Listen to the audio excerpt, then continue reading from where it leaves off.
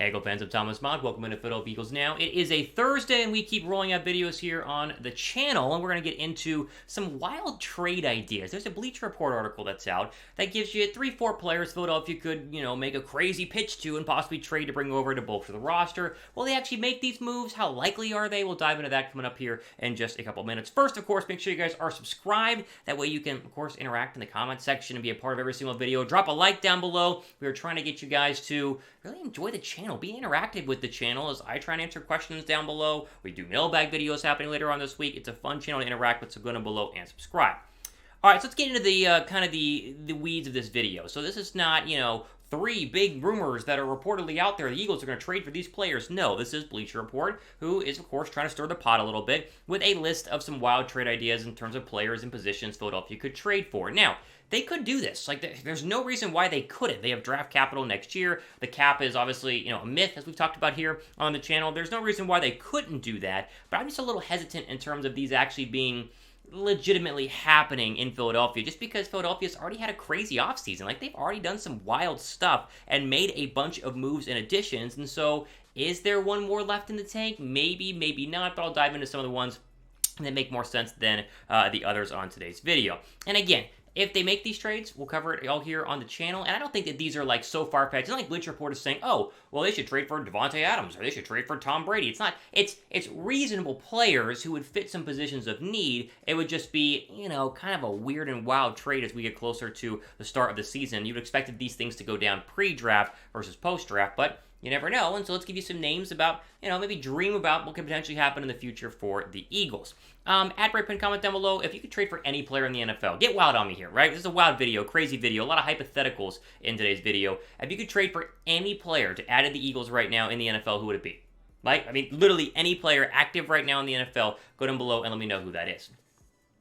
All right, first player on this list is Saquon Barkley, who is added on a different list as well, but he's one of the big names that, of course, could be traded at any point this offseason. Kind of surprised he wasn't traded pre-draft. Entering the final year of his deal, obviously a lot of lower body injuries, has not lived up to being, a top 5 pick in the NFL draft. Kind of a, my reason why you don't draft running backs that early. Either way, I'm surprised the Giants did not trade him, but he's mentioned in terms of potential trade candidate this offseason as we get closer to training camp. But my big question is, does Philadelphia need him? Now, this talks about Philadelphia not doing much to bolster the running back depth chart, but it's not a bad running back depth chart as is. If Miles Sanders stays healthy, this is a totally fine and capable running back depth chart, as we'll see. Literally, I think you get Kenny Gainwell in year 2. Boston Scott, you just can't get rid of him because he 7 touchdowns last year, as we'll look at here in just one second. But he has been very, very impressive overall as a great fill-in candidate for Philadelphia. They went ahead and got Kennedy Brooks in terms of an undrafted free agent. The depth chart to me is just fine. Now, could Saquon Barkley bolster it? The former teammate of Miles Sanders, the 2 Penn State backs back together? Sure, it 100% could happen. But what version of Saquon Barkley are you getting is my real question here. Are you actually getting that year 1 Saquon Barkley where it was this is going to be one of the most explosive running backs we've ever seen in the NFL? Or are you getting last year's Saquon Barkley? Look at the numbers, right?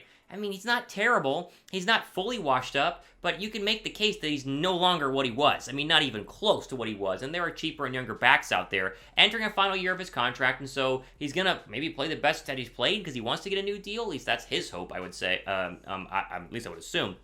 But in terms of actually being productive enough to warrant a trade, to me, I'm a little bit hesitant on Saquon Barkley. Now, the final thought here is that he'd be cheap in terms of trading for him. You would a 5th round draft pick, a 6th round draft pick. He's not worth top 3, round draft picks right now anymore, after the injuries. So I don't know if they're going to actually do this, but Saquon's interesting. I don't know if the Giants want to trade him in division, but I'm kind of surprised the Giants haven't traded him nonetheless, but either way. Okay, if you guys think the Eagles get more than 10 wins, right now I want you guys to share this video on Twitter. Right? We haven't done this before. If you guys think the Eagles will get more than 10 wins, share this video right now on your Twitter. It's very, very simple to do. All you gotta do is click the share button, which you see on your screen right now. Then click the Twitter icon, and then it'll populate onto your Twitter account. You can share it, but I want you to tag me. That way I can retweet it. So tag me on Twitter @RealThomasMod. Use the hashtag BirdGang. That way we can kind of generate some more love around this video. and then tweet it. It's just that simple. We're trying to, again, generate the idea of seeing how many Eagle fans out there who watch these videos think Philadelphia is going to have more than 10 wins. We're talking 11, 12, 13, a really successful season, maybe a 1 seed for Philadelphia if they do that. Share this video on Twitter. You see the steps on your screen right now. Hit the share button, select the Twitter icon,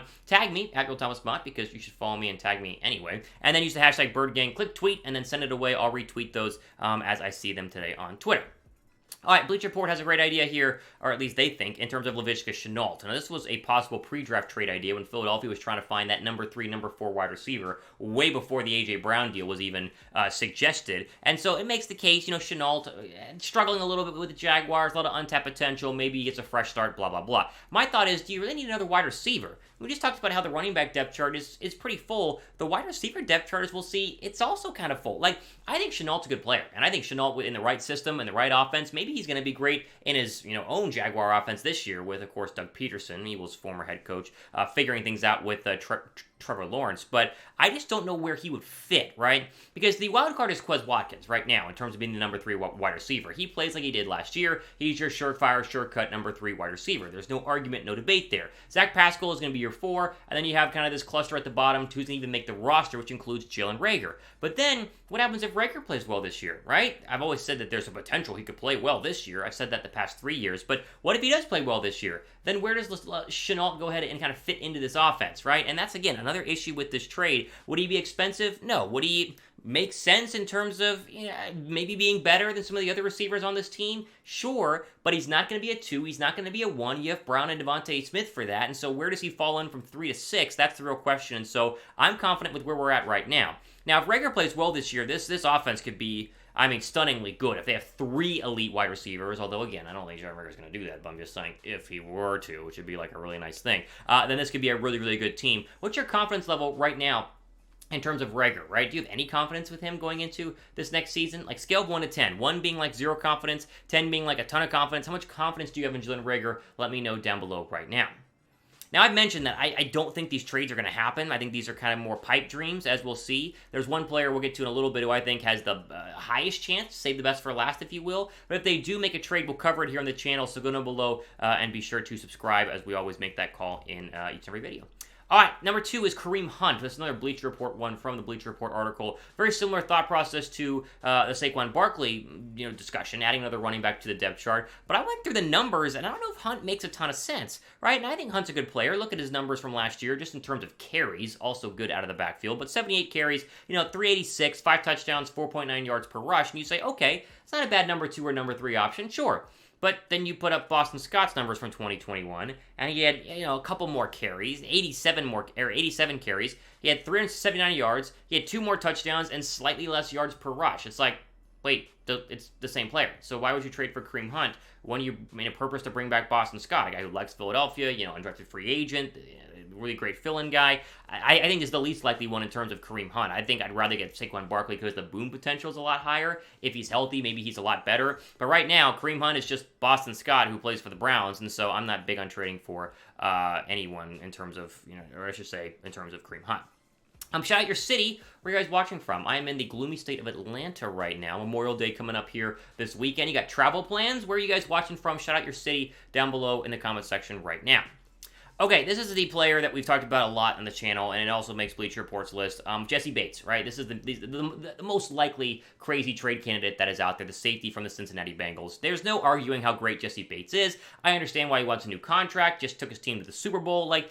Great player. Look at these numbers. You take these numbers on Philadelphia, and the defense gets even better. And there is that one hole at the safety position that we've talked about many, many times. Who's going to be your starter? Is it Epps? Is it Wallace? We'll talk about that in a second. But in terms of the trade actually happening, the money is where it gets interesting. Now, the cap is a myth, as we've talked about, but he wants elite safety money. You're not getting a James Bradbury for $10 million a year, which is kind of middle of the market there for a cornerback. That's a great deal, and it's a one-year deal. Bates won't play in a one-year deal, hence why he's not going to play in the franchise tag that currently he has signed with the Cincinnati Bengals. And so I think that this gets a little bit trickier just due to the long-term nature of the deal, kind of a a band-aid for the final missing link on your defense, but I think Marcus Epps is the leader in the clubhouse to go ahead and make this football, or not make the football team, but be the starter at this spot. He would have to be really, really bad at OTAs and really, really bad at training camp for Philadelphia to be like, yikes, him and Wallace are not going to make it. Let's trade for Jessie Bates. So I'm going to say they don't trade for Jessie Bates, even though he is the most likely on this list, but didn't I say they weren't going to trade for A.J. Brown? I was wrong on that. So I've been wrong many, many times, and I have no, obviously, inside source on this or not. I just think they're going to hold out and try and go the cheaper route with Epps and Wallace and hope the rest of the defense, the skill on the outside, the elite front seven is going to go ahead and kind of cover or shade that safety position a little bit during the year. Is there a player from this list that Bleacher Report put out that to you would make sense to trade for, right? I mean, talking about Kareem Hunt, Laviska Shenault, Jessie Bates. They threw in, or I threw in Saquon Barkley there at the beginning. Is there a player from the list that you think the Philadelphia Eagles should trade for? Let me know who that is down below right now. Okay, ultimate time we have for today on this crazy trade idea video. I'm going to do a mailbag video up later this weekend. And so, of course, if you don't have your questions in, go down below, #Eagles, ask away. Just be sure to be a subscriber because that is the key to going ahead and being a part of any of our mailbag videos. For Philadelphia Eagles now, I'm Thomas Mott, signing off. Enjoy the rest of your day.